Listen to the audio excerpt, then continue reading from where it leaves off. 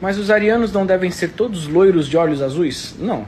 Existem exemplos, aliás, bem conhecidos, de arianos com cabelo preto. Não necessariamente loiros nem de olhos azuis. Na verdade, o ariano nórdico ele vai ser loiro de olhos azuis. É uma das subdivisões da raça ariana, os arianos nórdicos. A gente tem que lembrar que a raça ariana, por exemplo, de acordo com Alan Sinnett, né, nas obras de teosofia, a raça ariana ela surge durante a regência do movimento astrológico de Áries, né? Por isso o nome Ariana. E surge na região indo-europeia. Então, o próprio nome Arya, ou Aryan, vem do sânscrito. Significa nobre, né? Então, não necessariamente são loiros de olhos azuis, tá? Existem variantes do povo ariano. Não fossem os arianos, europeus, cristãos, a Europa já tinha sido tomada pelo Império Islâmico. Vocês sabem disso? Não fossem os arianos, nós não teríamos aqui no Brasil toda essa evolução que nós tivemos. Não fossem os arianos, nem protestantismo teríamos, né? Afinal de contas, basta lembrar do grande Martinho Lutero e outros nomes também, John Knox, Calvino. Então, o mundo deve muito aos arianos. Vi que explica o fato do Adolf ser contra a extrema esquerda e contra o liberalismo. Então, o Adolf não era contra o liberalismo, tá? Essa é uma verdade que tem que ser dita. Ele não era contra a economia liberal, ele era contra a economia liberal desenfreada, o metacapitalismo que já estava sendo articulado no Ocidente.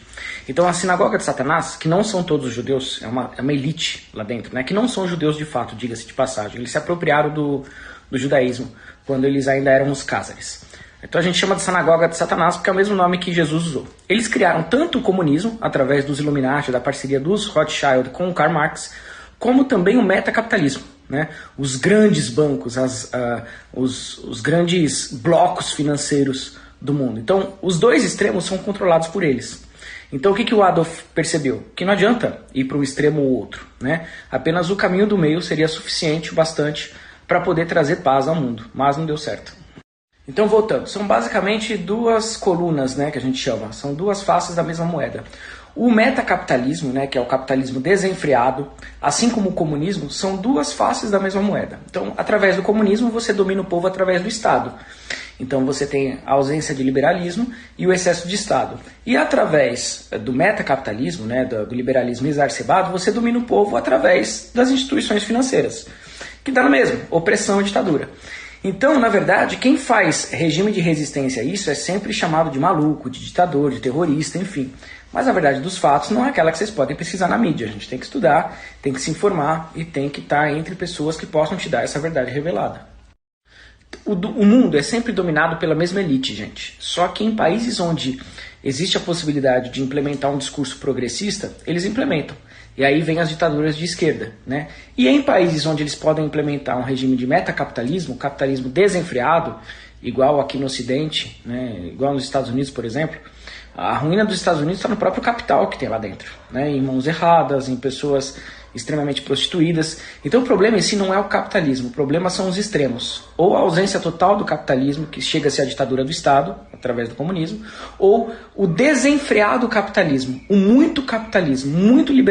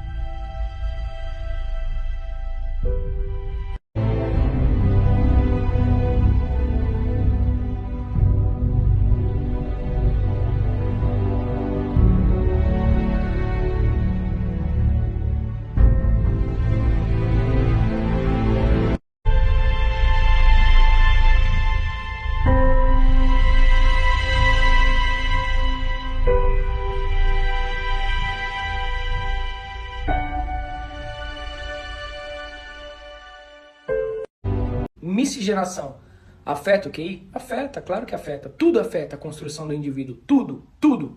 Até o meio em que ele vive, né? Estudos recentes comprovam que até o clima influencia dentro da construção da inteligência do indivíduo, né? Países mais tropicais, onde você tem temperaturas mais altas, você tem uma diminuição do metabolismo e uma diminuição também das funções cognitivas. Existe isso, tá? As pessoas ficam mais lentas. Então, isso não significa que é o fator determinante na vida intelectual do indivíduo, mas influencia, né? A miscigenação ela traz ótimos benefícios quando bem dosada, né? Agora, excesso de miscigenação não é bom para nenhuma raça. Nenhuma raça. Né? Por quê? Porque além de você perder muito da identidade cultural, você acaba fazendo uma sopa genética ali. Ah, Vicky, mas você fala isso na era do cancelamento. Eu quero que se foda cancelamento. Minha pica rosada pros canceladores. Eu quero que se foda. Eu sou Vicky, cara. Entende? Eu não vou mentir pra vocês. A miscigenação em pequenas doses ela é extremamente valiosa. Ela permite essa flexibilidade que a gente vê no mundo, intercâmbio cultural, novas expressões de vida, de consciência, mas em doses muito elevadas, a miscigenação destrói a comunidade. Isso já ficou comprovado diversas vezes em inúmeros experimentos, acho que desde a época de Francis Galton, né? Então isso não é ser higienista. Isso eu tô falando o que funciona para todas as raças. Você pega, vai lá no Japão. Ah, Vicky, você mentiu. Vai lá no Japão. Vê como é que funciona o modelo japonês, que aliás tem uma das populações com maior QI do mundo, né? Um dos países menos religiosos e com mais inteligência. Vê como funciona lá. Vê se tem essa miscigenação exacerbada. Durante o tempo que eu trabalhei na educação, né, nós tínhamos palestras diversas. E um dos especialistas em neurociência uma vez comentou na palestra que até mesmo brigas e desavenças dentro do lar influenciam negativamente na evolução intelectual da criança, do adolescente, né? Porque ele vê um comportamento tóxico dos pais, aquilo desestimula ele como indivíduo. E a inteligência simplesmente tranca. Por quê? Ele faz essa associação. Quanto mais inteligente eu for, quanto mais adulto eu for, mais eu vou viver essas brigas, essas intempéries, essa violência. Então eu não quero. E estanca, muitas vezes, a capacidade cognitiva.